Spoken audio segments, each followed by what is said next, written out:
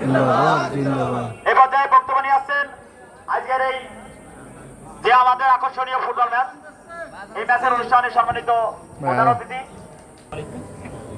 প্রত্যেককে আলাদা আলাদা করে সম্বোধন করে বলতে গেলে আসলে অনেক বেশি সময় লাগবে। আজকে যে উপলক্ষ, এত চমৎকার উপলক্ষ, এই উপলক্ষে আসলে কোনো রাজনৈতিক বক্তব্য দেওয়ার রাজনৈতিক কথাবার্তা বলার খুব বেশি দেয়। আচ্ছা, আজান হচ্ছে, আজানটা শেষ হোক তারপরে।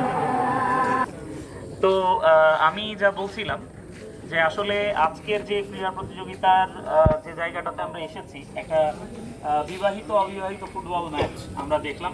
খুব টান টান উত্তেজনাকর একটা খেলা।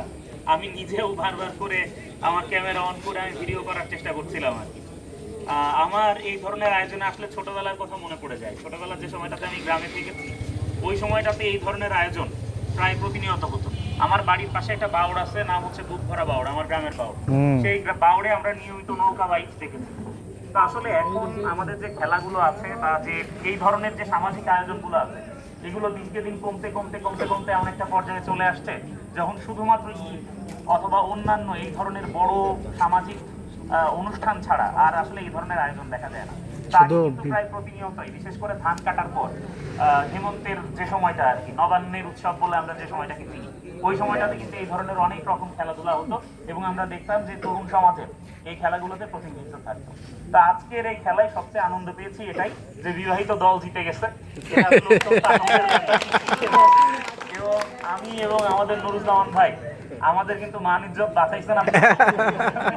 এই জন্য আপনাদেরকে ধন্যবাদ। যত খেলায় গেছি সব জায়গায় বিবাহিতরা হেরে যায়, এই ধরনের বিবাহিত অবিবাহিত আছে, কিন্তু আজকের এই খেলায় বিবাহিতরা জিতেছে, এটাতে আমি অত্যন্ত আনন্দিত।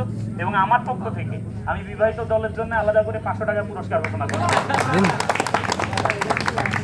দ্বিতীয়ত যে ব্যাপারটা, এই খেলাধুলার যে আয়োজনগুলো আছে, সেই আয়োজন যেন আরো বেশি উৎসাহিত হয়, আপনারা যেন আরো বেশি এই খেলাধুলার চর্চা বাড়াতে পারেন, সেজন্য আমি চেষ্টা করব। এবং আমাদের যে ডিসি সাহেব আছেন তার সাথে আলাপ করব, জেলা ক্রীড়া পরিষদের সাথে আলাপ করব, জেলা ক্রীড়া সংস্থা যেগুলো আছে তাদের সাথে আলাপ করব এবং চেষ্টা করব যেন আপনাদের এইখানে কিছু ক্রীড়া সামগ্রী দেওয়া হয়। আপনাদের এখানে সম্ভবত ক্লাব আছে, সেই ক্লাবগুলো আছে যেন পর্যাপ্ত ক্রীড়া সামগ্রী আছে, কারণ এখন বিভিন্ন জায়গায় যে ক্লাবগুলো আছে, যে স্পোর্টিং ক্লাবগুলো আছে, সেগুলো বন্ধ হয়ে যাচ্ছে।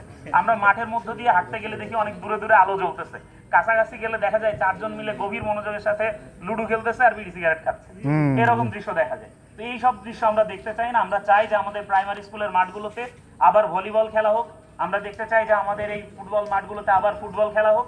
সব মিলিয়ে খেলাধুলা জেগে উঠুক, তারুণ্য জেগে উঠুক। তারুণ্য জেগে উঠলেই বাংলাদেশ জাগবে এবং তারুণ্য জেগে উঠলেই বাংলাদেশ দাঁড়াবে। এনসিপিও আমরাও আসলে এই কথাটাই বলতে চাই, আমরা একটা তারুণ্যের নির্ভর দল এবং আমরা চাই যে বাংলাদেশের তারুণ্য সঠিক পথে থাকুক। যখন তারুণ্য সুপথে থাকে তখন দেশ সুপথে থাকে। আপনারা সবাই ভালো থাকবেন, সুস্থ থাকবেন। আশা করি এরপরে এর চেয়ে অনেক বড় আয়োজন নিয়ে আপনাদের মাঝে আমরা থাকতে পারবো এবং আরো বড় আয়োজনে আমরা দাওয়াত পাবো।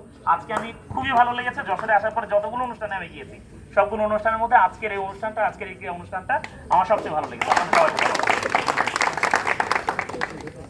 ধন্যবাদ জানাই। আর আমাদের জঙ্গলবাজার যে বৈরাম যুব সংঘ